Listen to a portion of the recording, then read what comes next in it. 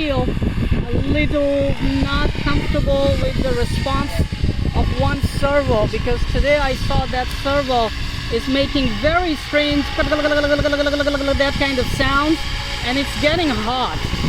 So people, alhamdulillah, I did this 3D and it held.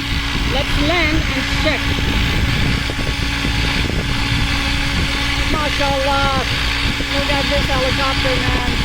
Beautiful. This GFS1 looks like the crawler. It's your puppy, and at the same time a hardcore flying 3D flying machine.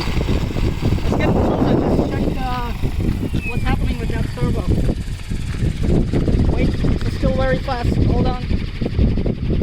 It will hurt. I remember once I hit a little faster, a little slower than this on my leg, and man, it hurt.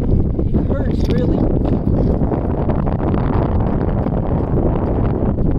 Okay.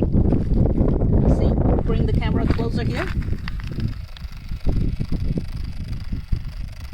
You hear that sound? And yes, this servo is warm and it's constantly doing some kind of inside. Other servos are good. So I have to change this servo if I want my helicopter to live longer.